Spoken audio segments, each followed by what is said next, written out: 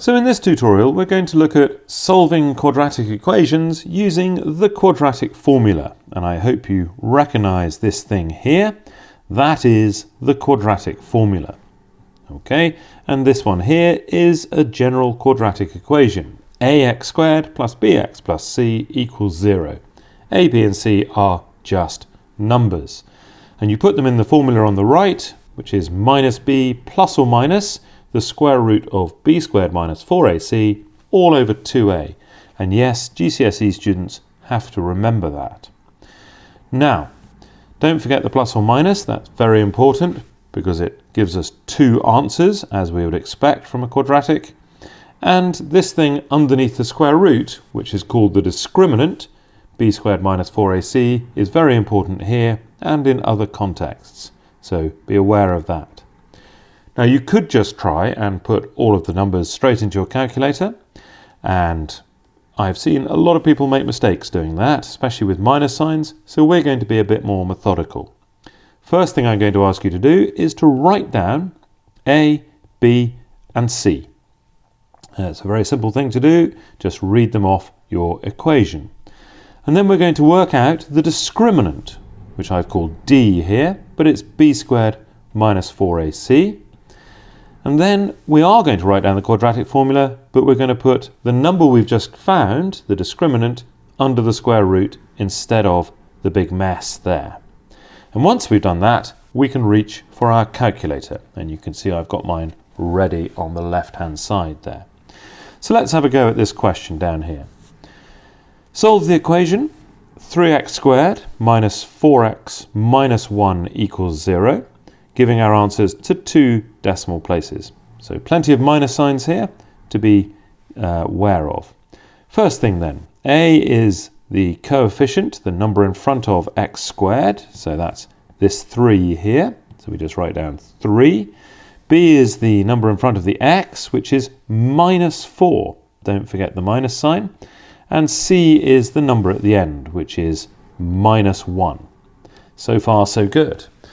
And now, in an intelligent way, we're going to work out D, the discriminant, b squared minus 4ac.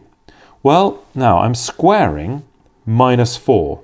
Whatever you do, don't type minus 4 squared into your calculator, because you may well get the wrong answer, because the calculator will do minus 4 squared, which is minus 16, whereas we know that minus 4 times minus 4 is 16. So do that in your head if you can. Minus times a minus is a plus, and so on. And then we carry on. Minus 4 times a, which is 3, times c, which is minus 1. And I'm also going to do as much of this in my head as I possibly can. So if I've got my 16 there, and if I look at this, I've got minus 4 times 3, which is minus 12, times minus 1. And multiplying by minus 1 changes the sign, so I've got 16 plus 12, which is 28. Okay, so that's D. Now I'm going to write down the formula, which is x equals minus b, and again, being intelligent about this, b is minus 4, so minus b is plus 4. So here we go, 4 plus or minus the square root of 28, all over 2a. And I could write 2 times 3, because a is 3, but actually I'm going to write 6. And now I'm going to put that simplified version in my calculator. And I hope your calculator looks something like this one over here. If it does, all well and good. If not, you need to spend a bit of time looking at yours. And we're going to use templates. Look under the option key on the left there. There is a fraction template. Press that and I get, well, a fraction template. So I'm now going to do 4. Now I can't on my calculator do plus or minus. So I'm going to do it twice, and I'm going to do the plus bit first. So 4 plus, square root template is next to the fraction one, so square root 28. And then I need to get down to the bottom, so I use the down arrow key, down cursor key if you like, and type in 6, or 2 times 3 if you've left it like that. A quick check to make sure that is what I've got on the right hand side of my equation. It is, and I can press equals. Now, depending on what mode your calculator's in, it won't give it to 2 decimal places. It'll give it in surd form. That root 7 is a surd. But the button just above the delete button, S to D, turns it from that form into a decimal form. And there it is. And so we can see that x is equal to, well, 1.548 something, look at the third decimal place, 8, and so we round up the second one. So that's 1.55.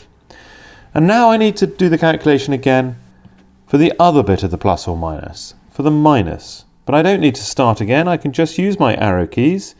If I take the left one, that gets me back into the calculation I've just done. And navigating around until I'm just to the right of the plus, I can press delete and put a minus in.